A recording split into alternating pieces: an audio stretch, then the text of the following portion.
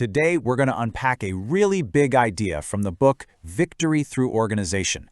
It's all about what truly drives success in business. And let me tell you, the answer, it might not be what you think. So what this book does is it basically throws down a huge challenge to one of the most popular, long-held beliefs in the business world, especially when we're talking about HR. I mean, just listen to the subtitle. Why the War for Talent is Failing Your Company and What You Can Do About It. That's a pretty bold claim, right? And it forces us to ask a really important question. What if all that effort, all the money and resources spent hunting for those top-tier superstars is actually pointed in the wrong direction? What if your company is fighting the wrong war entirely? You know, for decades, the mantra in business has been pretty simple. Hire the best people. This whole war for talent thing became the main strategy, this obsessive focus on finding and keeping those individual A players. And the logic seems to make sense, doesn't it? You get companies battling each other to poach the biggest superstars, all based on the belief that if you just collect enough talented people, you'll automatically have the best company. It's kind of like an arms race for individual genius. But what if that's not the whole story? What if that's not even the most important part of the story? See, the massive research behind this book suggests that this idea we've held on to for so long, it's just fundamentally flawed. And that brings us to the book's really powerful, counterintuitive argument. It lays out a totally different path for winning in today's market. Think about it like a championship sports team. Is it always the team with the highest paid, most famous superstars on the roster? You know the answer to that. A lot of the time, it's not. It's not just about having the best individual players. It's about the system. It's about the culture, the strategy. It's about how the team is organized to work together. It's the playbook, not just the players, that gets you the win.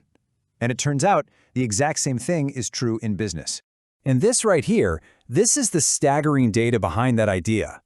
The research actually found that a well-designed organization has 3 to 4 times more impact on business results than the individual talent within it.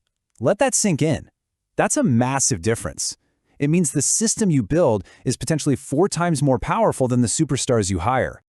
Okay, so you might be thinking, that's a nice theory, but the authors argue that this focus on organization isn't just an option, it's an absolute necessity. It's a response to these huge irreversible shifts happening in the business world as we speak. There are these 4 key forces that are completely changing the rules of the game, basically making that old talent-first playbook obsolete. Let's break them down real quick. The first one is called the business context, and this framework they use, STEPPed, it just maps out all the big trends reshaping our world. I mean, look at it. In a world this complex, you can't just hire one superstar and expect them to figure it all out.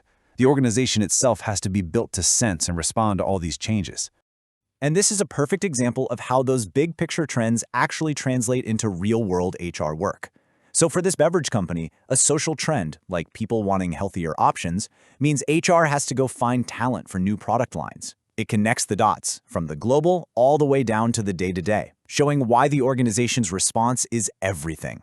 Force number 2 is just the insane pace of change. The world isn't just changing anymore, it's become more volatile, uncertain, complex, and ambiguous. You've probably heard the acronym VUCA.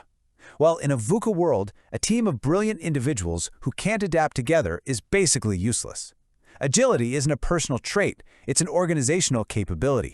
So to really thrive in this environment, HR can't just stick to the old rules. It has to build agility into the very fabric of the company, empower people to think for themselves, and focus more on the continuous process of planning, instead of some rigid plan that's outdated the minute it's printed. The third force is all about stakeholder expectations. See, HR isn't just an internal department anymore. It has to deliver real value to customers, to investors, and to the community.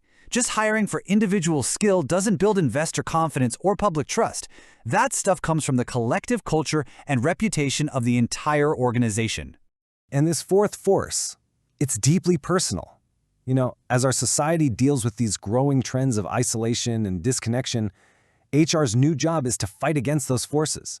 It's to build a truly positive and connected community inside the company. A bunch of high performers won't just magically form a community. The organization itself has to be the antidote. So this is a really powerful theory, right? But you're probably asking, where's the proof? Is it just a theory? Nope. It's actually built on this incredible foundation of long-term research. Yeah, the ideas in this book weren't just pulled out of thin air. They come from something called the Human Resources Competency Study. This thing is a massive research project that spans 30 years and 7 different rounds of data collection, with tens of thousands of people from all over the world participating. This gives the findings some serious weight. And the study also uncovered some fascinating shifts inside the profession itself. I mean, check this out. Back in 1987, the HR field was 77% male. By 2016, those numbers had completely flipped. Women now made up 64% of the profession, and that's just one of the many trends the research brought to light. So, the crucial point, after looking at 30 years of data from thousands of companies while adapting to 4 massive global forces, is that one clear message just keeps coming through. And that message is this: organization is your ultimate competitive advantage. Winning in today's world is so much less about collecting individual stars and so much more about building a system, a culture, a set of capabilities that lets everyone win together. Which leaves us with one final, and I think pretty challenging question to think about. I want you to look at your own workplace. Is your HR department just building talent, or is it building a truly victorious organization? Because the answer to that question could be the difference between just competing and actually winning.